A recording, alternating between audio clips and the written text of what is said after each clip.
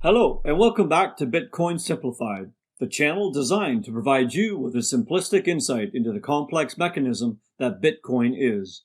This is the second video of our series, aimed at educating and upskilling those who are new to the world of Bitcoin. In our last video, we gave a brief summary as to what Bitcoin is and how it can be used. We touched upon a few subjects, including why Bitcoin is in such high demand. Today's video interlinks with the principle of demand. We will be examining the flip side of this and focusing on the supply of Bitcoin, more specifically, where Bitcoin comes from. So, where does Bitcoin come from? Well, the process of generating new Bitcoin is referred to as Bitcoin mining. This name derives from an analogy relating to how people physically mine materials in the real world.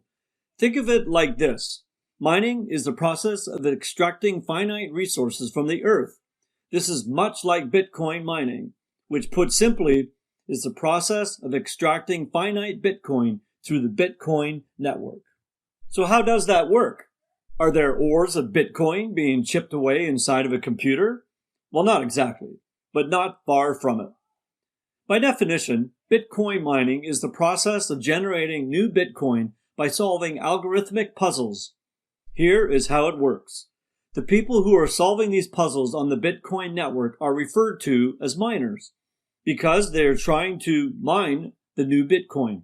These miners use highly advanced computers that are able to run complex mathematical algorithms. Ultimately, these algorithms are really just a long series of numeric values that, when ordered correctly, result in the puzzle being solved. But what incentivizes people to mine? And how does mining impact the wider Bitcoin network? When a miner solves a puzzle, they are rewarded in Bitcoin. The amount of Bitcoin a miner receives upon completion of a puzzle is referred to as the Bitcoin reward per block. This alludes to the amount of Bitcoin that is rewarded when a miner finds a solution to a puzzle.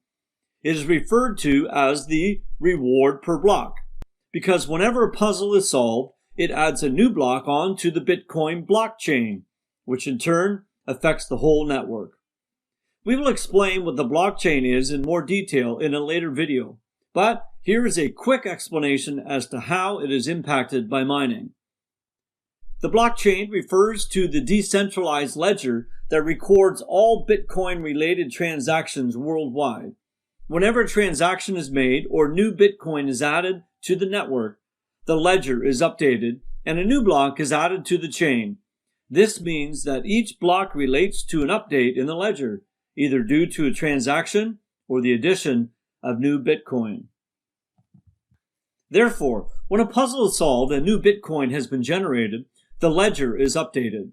This results in a new block being added to the chain, hence the name reward per block. Not only does mining allow the miner to produce and earn Bitcoins, it is also an essential activity that allows the ledger of transactions upon which Bitcoin is based to be maintained. Right. So now that we understand why people mine and how this influences the blockchain, how much are miners rewarded when they solve a puzzle? The reward per block was 50 Bitcoin back in 2008. However, the rewards is halved every 210,000 blocks that are solved. Blocks are solved at an average of 1 every 10 minutes. This means the reward per block halves around every 4 years.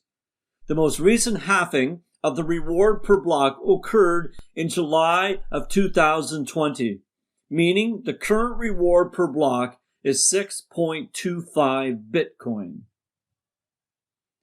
All recent reports state that there is roughly 18 million Bitcoin currently in circulation. However, we can cross-reference this figure by following this equation. 50 times 210,000 plus 25 times 210,000 plus 12.5 times 210,000 is 18,375,000. By using this formula, we are able to confirm that there are at least 18,375,000 Bitcoin in circulation as of July 2020. So how does the formula of halving the Bitcoin rewarded after each 210,000 puzzles solved affect the long-term generation of Bitcoin? Well, when Bitcoin was created, there were many stipulations enforced by specific coding. One of these rules is that the total number of Bitcoin must be limited and therefore have a finite supply. The cap was set so that when the final puzzle is solved, there would only ever be a cumulative amount of 21 million Bitcoins. By following the same logic that we apply to calculate how much Bitcoin is currently in circulation, we can also estimate when the last Bitcoin will be mined. The main factor to consider is that the rewards is halved once in every 4-year increment, so the final mining date can be determined as follows. In 2008, the initial reward was 50 Bitcoin per block. So to find out when Bitcoin will be depleted, we just need to keep on halving 50 until we reach 0, meaning there is no reward per block because there is no Bitcoin left to be mined. 50 can be halved 33 times before it reaches 0. There have been 3 halvings already. So this means that there are 30 halvings remaining before Bitcoin has been depleted. As a halving occurs every 4 years, we can multiply 30 by 4 to find out how long it will be until the final Bitcoin will be mined. The answer to this is 120 years, meaning that the final Bitcoin will be mined in 2140. But if there is already 18 million out of 21 million Bitcoin in circulation within 12 years of the first Bitcoin being mined, why will it take 120 years to mine the last 3 million? This is due to the reward per block halving 4 years. The rate at which new Bitcoin is generated drastically decreases. When the final division takes effect, miners will only be rewarded 0.00000001 Bitcoin per block. This means that when the last puzzle is solved and the final Bitcoin is mined in 2140, no more Bitcoin can ever be generated. Linking back to the metaphor we used at the start of the video, this is equivalent to all the mines on Earth being drained and consequently the Earth being depleted of the limited finite resources that it once had.